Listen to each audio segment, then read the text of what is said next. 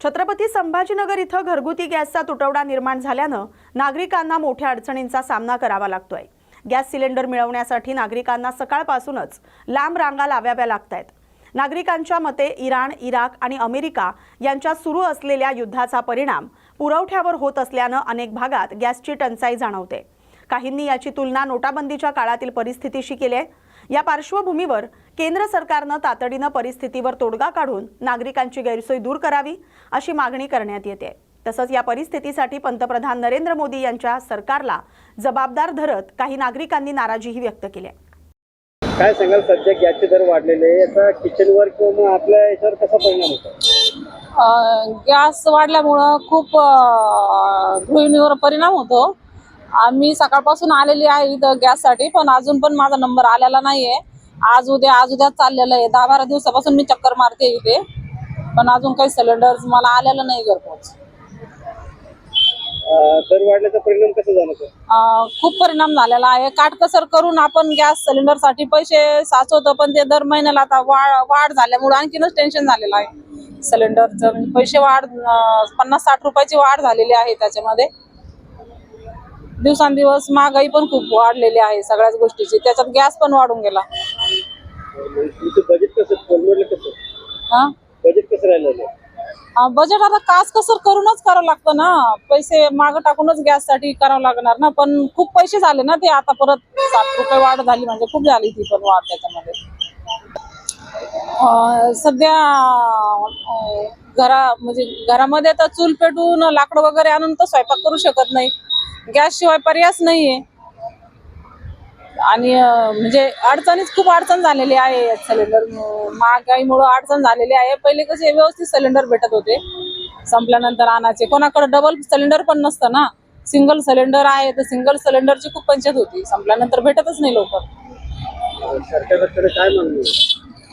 सरकारकडे एकच मागणी आहे की सिलेंडरचे जे भाव वाढलेले आहे तर ते कमी झाले पाहिजे, कमीत कमी दरामध्ये केले पाहिजे। खूप झालेले आहे ते, 60 रुपये जरी वाढले म्हणलं तर खूप झाला। शीला दादाराम वगैरे। गैस के भाव बढ़े हुए, कितने बढ़े हुए, और आपने अभी गैस लिया तो कितने उस पे भाव बढ़ गए और उसका असर कैसा हो रहा घर गृहस्थी पे? घर गृहस्थी पे तो बहुत टंचाई होने के कारण 62 रुपये उसके ऊपर बढ़ने से घर का पूरा जो घड़ामुड़ी हट गई वो पूरी रोज की, उसकी वजह से सारे लोग पब्लिक परेशान है। वो अभी हमने कल बुक करे, उसको सुबह से बुक करते बैठे तो शाम को बुक हुआ हो 1 महीने के बाद, तो आज मिला हुआ है। लाइन लगाओ धूप में, अब यहाँ आने के बाद इनका स्टॉक खत्म हुआ, धूप में बैठे 3 बजे आओ बोले उन्होंने, तो 3 हाँ स्टॉक खत्म होगा, गाड़ी आ रही है रुको 3 बजे इंट्रोल है, तो उनके अपने मनमानी पब्लिक सारी धूप के अंदर बैठी हुई है। गैस बढ़ने से क्या क्या दिक्कतें आ रही? बहुत सी तकलीफें हो रही ना साहब, कैसी नहीं होती। गैस बढ़ जाने की वजह से घर का पूरा तो क्या बोलेंगे उसको, रोज के खर्चे पे असर पड़ रहा ना। अब पूरा लोड गैस के ऊपर ही है, खाना पकाना, घर सोई जितना भी है किचन का काम गैस के ऊपर ही है ना साहब।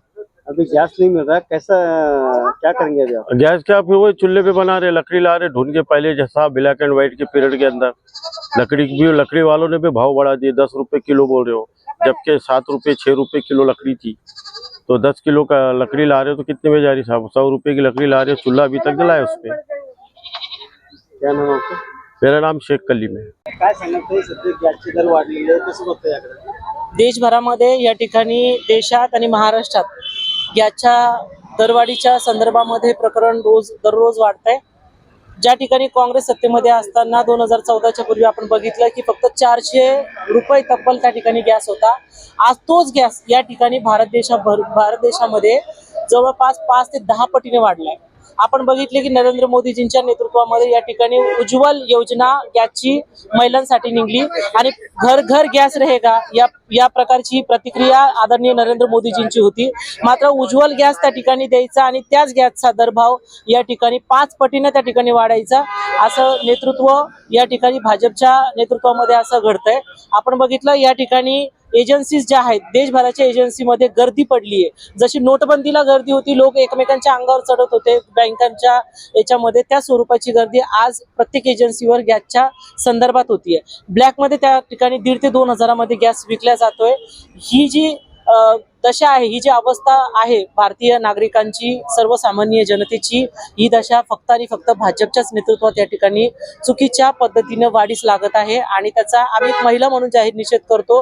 आपल्या मीडियाच्या माध्यमातून आमची विनंती आहे की आदरणीय नरेंद्र मोदीजींनी यावर तत्काळ विचार केला पाहिजे आणि गॅसचे दरभाव हे कमी केले पाहिजे, महागाई त्या ठिकाणी कमी केली पाहिजे, बेरोजगारीच्या संदर्भामध्ये त्या ठिकाणी त्यांनी विचार केला पाहिजे आणि या ठिकाणी या भारतीय जनतेला न्याय दिला पाहिजे. मी दीपाली मिसाळ.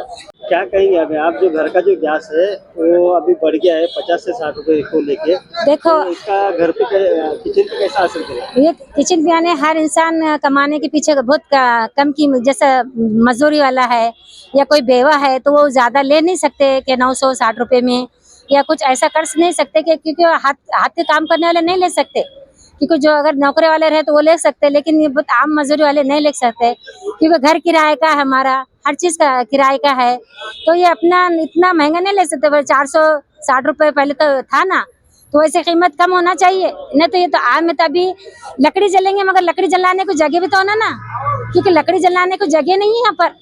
ऐसे क्या भाई, पहले किचन में था, बाहर बनाते थे, अब किराए घर में तो कोई किराया घर मालिक अपने को खाना बनाने दे रहे, चूल्हे में नहीं बनाने देंगे।